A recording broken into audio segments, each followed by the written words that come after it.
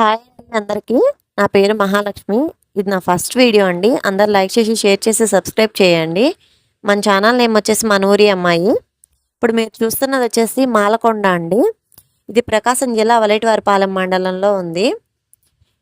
ఈ మాలకొండకు మాల్యాద్రి అని ఇంకొక పేరు కూడా ఉందండి. మాల్యాద్రి అనే పేరు ఎందుకు వచ్చిందంటే ఈ కొండ చుట్టూ కూడా పూలమాల ఆకారంలో ఉంటుందటండి. అందువలన ఈ మాలకొండకు మాల్యాద్రి అని ఇంకొక పేరు ఉంది. ఇప్పుడు మనమైతే దర్శనానికి వెళ్తున్నామండి. ఇది వచ్చేసి ఫస్ట్ ఎంట్రన్స్ 4 కాళ్ళ మండపం అంటారండి. ఇక్కడ దర్శనం వచ్చేసి 2 రకాలు ఉంటుందండి. ఒకటి ఫ్రీ దర్శనము, ఇంకొకటి వచ్చేసి స్పెషల్ ఎంట్రీ దర్శనం అండి. స్పెషల్ దర్శనానికైతే పర్ పర్సన్‌కి 100 రూపీస్ అండి టికెట్. మేమైతే స్పెషల్ దర్శనానికి అనేది వెళ్తున్నాము. ఈ గుడి స్పెషాలిటీ ఏంటంటే వారానికి ఒక్క రోజు మాత్రమే తెరుస్తారండి. ఒక్క శనివారం రోజు మాత్రమే ఇక్కడ పూజలనేవి చేస్తారు. వారంలో ఒక్క రోజు మాత్రమే మానవుల చేత పూజలనేవి జరుగుతాయండి. మిగతా రోజుల్లో దేవతలు, ఋషుల చేత స్వామివారు పూజింపబడతారని ఒక నమ్మకము. అంతేకాకుండా ఇక్కడ స్థల పురాణం ప్రకారం పూర్వం అగస్త్య మహాముని తను తపస్సు చేసుకోవడం కోసం ఏ స్థలం అయితే అనుకువగా ఉంటుందని తన దివ్య దృష్టితోటి చూసినప్పుడు ఈ మాలకొండ అనేది కనిపించిందట. అప్పుడు ఆయన మాలకొండ చేరుకొని శ్రీ లక్ష్మీ నరసింహస్వామి వారికి కఠోర తపస్సు అనేది చేశారంట. ఒకరోజు సాయం సంధ్యా సమయంలో స్వామివారు ఎర్రని రంగు, ఎర్రని పట్టు వస్త్రాలు, ఎర్రని ఆభరణాలతోటి జ్వాలా రూపంలో అగస్త్య మహామునికి దర్శనం అనేది ఇచ్చారంట. అలా స్వామివారు జ్వాలా రూపంలో కనిపించడం వలన ఇక్కడ స్వామివారికి జ్వాలా నరసింహుడు అనే పేరు ఉందండి. ఇక్కడ స్వామివారు ఒక కొండ లోపల అనేది వెలుసుంటారు.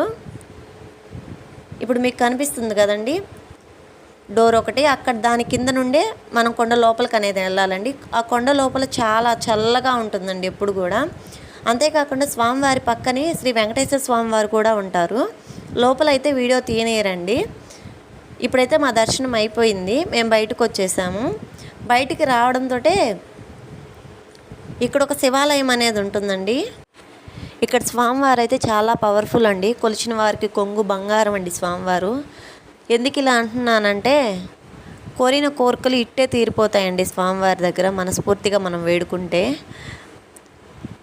ఈ చుట్టుపక్కల గ్రామాల్లో స్వామివారు చాలామందికి ఇలవేల్పండి. అంతేకాకుండా ఇక్కడ ఆ ఇళ్ళల్లో పుట్టిన చాలామందికి కూడా స్వామివారి పేరు, మగపిల్లలకైతే, ఆడపిల్లలకైతే అమ్మవారి పేరు పెట్టుకుంటారండి.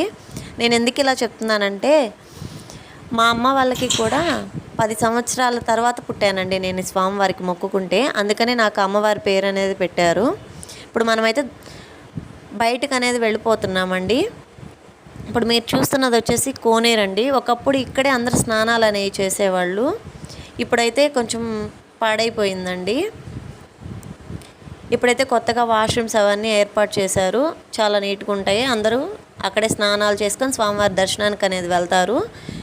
ఇది వచ్చేసి గొడుగు బండి అండి. స్వామివారికి మొక్కుకున్న తర్వాత వారి కోరికలు అనేవి తీరిన తర్వాత ఇక్కడే స్వామివారికి పొంగళ్ళు అనేవి పెడతారండి. ఇప్పుడైతే మనము కొండపైన ఉన్న అమ్మవారి దర్శనానికి అనేది వెళ్తున్నామండి. ఇక్కడ ఒక అద్భుతం ఉంది. 2 కొండల మధ్య దారి. అది ఎంత సన్నగా ఉంటుందంటే మనము పట్టమేమో అన్నంత ఇదిగా ఉంటుంది. కానీ ఎంత లావుటి మనిషి అయినా ఖచ్చితంగా పట్టి తీరుతారండి.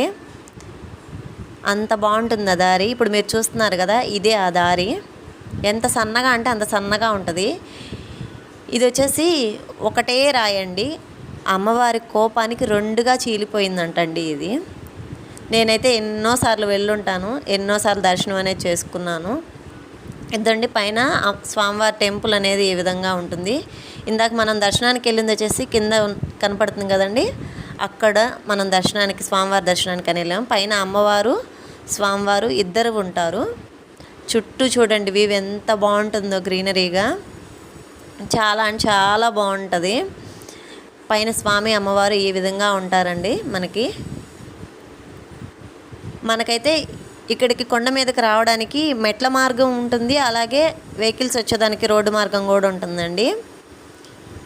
ఇవి 2 ఉంటాయి.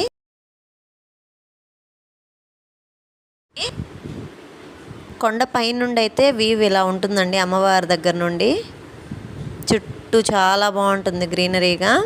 ఇప్పుడు మీరు చూస్తున్నారు కదా గోపురము, అక్కడ నుండేనండి మనము లోపలికి అనేది ఎంటర్ అయ్యి వచ్చేది. చూడండి ఎంత బాగుందో. ఇప్పుడైతే దర్శనం అయిపోయి మనము అనేది కిందికి అనేది వెళ్ళిపోతున్నామండి. ఇప్పుడు మీకు కనిపిస్తుంది కదా రావి చెట్టు, అక్కడైతే పిల్లలు లేని వాళ్ళు చాలామంది ఇక్కడ స్వామివారికి మొక్కుకొని ముడుపు అనేది అంటే ఉయ్యల్ లాంటిది కడతారండి. అలా కడితే పిల్లలు పుడతారని వారి నమ్మకము. ఇందాక ఒక చిన్న విషయం చెప్పడం మర్చిపోయానండి. మనం ఇందాక వచ్చాం కదండి అమ్మవారి దగ్గరికి, ఒక సన్నని మెట్ల దారి. అక్కడ మంగళ వాయిద్యాలు వాయించేటటువంటి డోలు మాత్రం పట్టదంటండి. ఎంత లావుటి మనిషి అయినా పడతారంట. అమ్మవారు స్వామివారిని మంగళ వాయిద్యాలతో తీసుకువెళ్తే కిందికి దిగి వస్తానని స్వామివారితో చెప్తుందంటండి. అందువల్ల మంగళ వాయిద్యాలు వాయించేటటువంటి డోలు మాత్రం పట్టదండి. అలాగే స్వామివారి సన్నిధిలో ఎప్పుడూ ముహూర్తంతో పని లేకుండా పెళ్ళిళ్ళు అనేవి జరుగుతూ ఉంటాయండి.